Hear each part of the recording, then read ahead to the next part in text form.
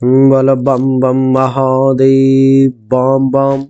देवी और सज्जनों, आप सभी को कई प्रकार से हमने 2024 के राशि फल के बारे में बताया है।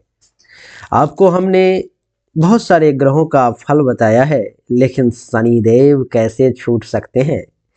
ये तो कर्म फलदाता हैं, ये तो न्यायाधीश हैं, दंडाधिकारी हैं, जज हैं। ये शनिदेव कुंडली में किसी महत्वपूर्ण स्थान के मालिक होते हैं। शनिदेव आपको क्या अच्छा या क्या बुरा रिजल्ट मेष राशि वाले देने वाले हैं, इसी विषय पर आज के इस वीडियो में चर्चा होगी। लेकिन एकादश भाव में शनिदेव का प्रवेश है मेष राशि वालों के लिए। यहाँ पर में देवी और सज्जनों, एकादश भाव में मेष राशि वालों के लिए शनिदेव का प्रवेश क्या दर्शाता है। बहुत एक से एक बेहतरीन रिजल्ट्स लेकर के आए हैं, बहुत अच्छा रिजल्ट देंगे। लेकिन आप में से बहुत सारे लोग फिर भी कहते हैं और कहेंगे कि गुरुदेव, शनिदेव अगर इतना बढ़िया रिजल्ट दे रहे हैं तो आखिर हमें अच्छा रिजल्ट क्यों नहीं मिल रहा, हमारे जीवन में इतना दुख ही दुख आखिर क्यों है।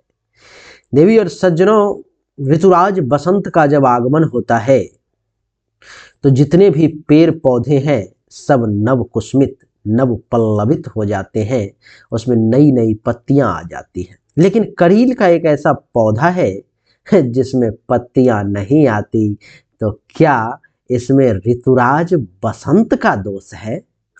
देवी और सज्जनों, दिन में जब सूर्योदय होता है तो जितने भी जीवा जंतु दुनिया के हैं सबको दिखाई देने लगता है। उल्लू नाम का एक ऐसा पक्षी है जिसका आंख अंधा हो जाता है, दिन में उसे दिखाई नहीं पड़ता। तो क्या देवी और सज्जनों इसमें भगवान सूर्य का दोष है। जब मेघ पड़ता है तो दुनिया में जितने भी लोग जीव जंतु पशु पक्षी वनस्पति सब के ऊपर में उसका मेघ का पानी पड़ता है, वर्षा का जल पड़ता है। एक चकवा चकवी चातक नाम का एक ऐसा पक्षी है जिसके मुख में मेघ का पानी नहीं पड़ पाता। तो क्या इसमें मेघ का दोष है।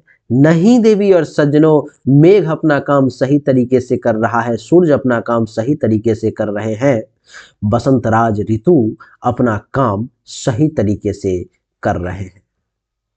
ठीक उसी प्रकार से कर्म फलदाता शनि, न्यायाधीश शनि, दंडाधिकारी शनि भी अपना काम सही तरीके से कर रहे हैं, बिल्कुल सही फल दे रहे हैं, लेकिन आपको नहीं मिल पा रहा है। इसका अर्थ बिल्कुल सटीक बैठता है कि आपने अभी तक किसी योग्य ज्योतिष से संपर्क नहीं किया। देवी और सज्जनों, आपकी जानकारी के लिए बता दूं कि आप अपनी हस्तरेखा, दोनों हाथ की हथेली का फोटो, जन्म तारीख, जन्म समय, जन्म स्थान अथवा जन्म कुंडली दिए गए नंबर पर में व्हाट्सएप पर में संपर्क करें, भेजें। व्हाट्सएप नंबर है 7062757996।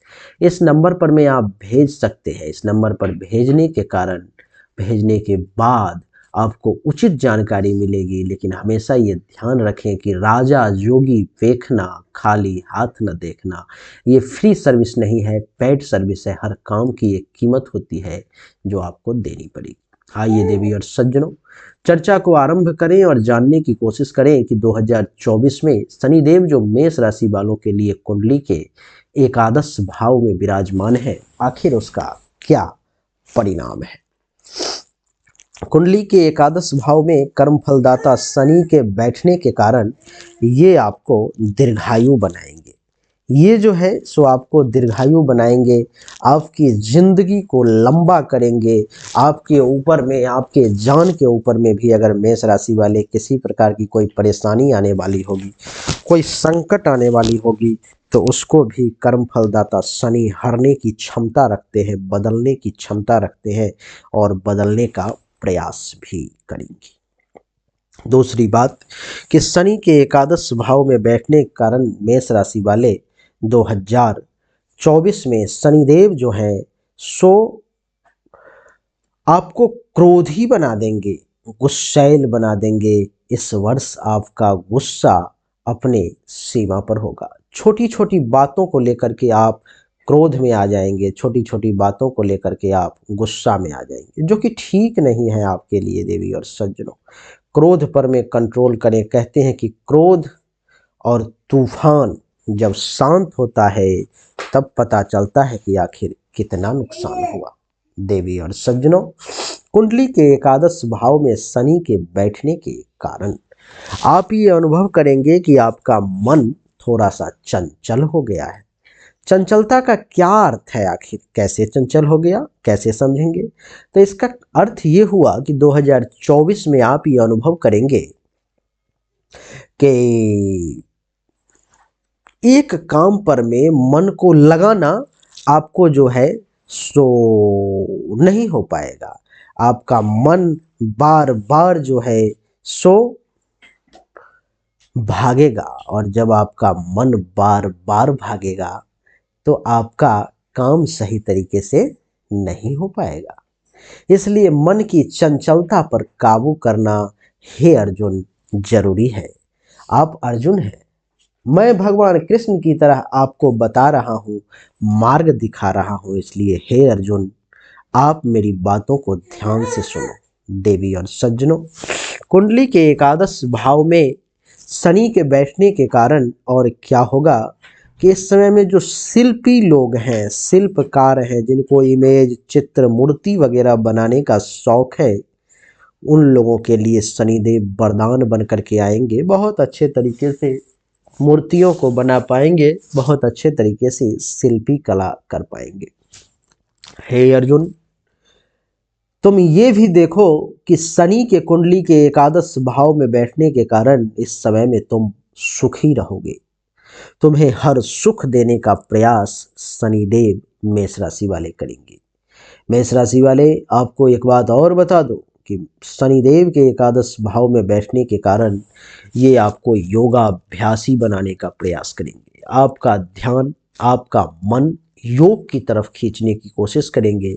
इनका ये प्रयास रहेगा कि आप योग ज़्यादा करें, आप व्यायाम ज़्यादा करें। देवी और सज्जनों, इतना ही नहीं, आपके कुंडली के एकादश भाव में बैठने के कारण आप इस समय में अपने आप में नीतिवान कहलाएंगे। आपके नीति की चर्चा होगी, आपके नीति की चर्चा होगी, आप नीतिवान कहलाएंगे।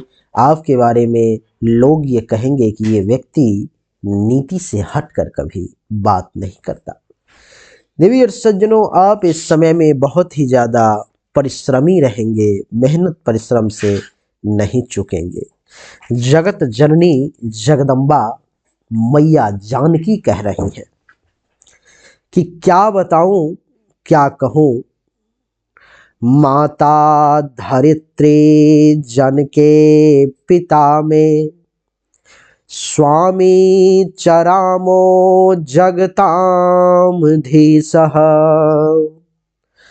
तथापि दुःखम वनवास मध्ये निवार्यते किम ललाट रेखा। जगत जननी जगदम्बा मैया जानकी सीता कह रही हैं कि मुझे देख लो तुम, मैं कितनी सौभाग्यशाली हूं कि मुझे माता के रूप में स्वयं वसुंधरा धरती मैया प्राप्त हुई। मुझसे ज़्यादा भला भाग्यशाली कौन होगा? मुझे पिता के रूप में स्वयं विदेहराज जनक प्राप्त हुए। कहते हैं कि मुझसे ज़्यादा भाग्यशाली कौन होगा? माता अच्छी मिली, पिता अच्छे मिले। अब बात रही स्वामी की, तो स्वामी के रूप में स्वयं अखिलेश्वर ब्रह्मांड नायक भगवान श्री राम प्राप्त हुए। देवी और सज्जनों, कहते हैं कि उसके बाद भी मेरी ओर जरा देखो, समझने की कोशिश करो कि उसके बाद भी मुझे तथापि दुःखम, दुख की प्राप्ति हुई। तब मैंने समझा कि निवार्यते किम ललाट रेखा, कि विधाता के द्वारा आपके पूर्व जन्मों के कर्म के कारण आपके भाग्य पटल पर में, ललाट पर में जो लिख दिया गया, फिर किसकी क्षमता है कि वो उसे मिटा दे। देवी और सज्जनों, मैया जगत जननी जगदम्बा जानकी को माता वसुंधरा धरती मैया मिली, पिता जनक मिले, स्वामी स्वयं भगवान विष्णु के अवतार भगवान श्री राम मिले, फिर भी उनके दुख को वो टाल नहीं पाए। देवी और सज्जनों, फिर कहते हैं कि भावी मेट सकहि त्रिपुरारी। भावी को केवल और केवल महादेव शिव शंकर शंभु ही मेट सकते हैं। इसलिए हे दर्शकों, तुम मेरी बात को सुनो, समझने की कोशिश करो, ये समझो कि तुम्हारे भाग्य में अगर कुछ गलत लिखा हुआ है, तुम्हें अच्छे फल की प्राप्ति नहीं हो पा रही है मेरे प्यारे दर्शकों, तो पूजा पाठ जप तप के जरिए ही उसको टाला जा सकता है, दूसरा कोई तरीका नहीं है। देवी और सज्जनों, इस समय में मेष राशि वाले लोग बहुत अच्छे बिजनेस व्यवसाय कर सकते हैं। आप एक अच्छे व्यवसायी के तौर पे जाने जा सकते हैं। आपका बिजनेस व्यवसाय बहुत अच्छा रनिंग में जो है सो चलता हुआ महसूस होगा। देवी और सज्जनों, इतना ही नहीं, आपके विद्वता की चर्चा हर तरफ होगी। आप एक विद्वान व्यक्ति के तौर पे जाने जाएंगे। आपकी विद्वता हर तरफ परखी जाएगी।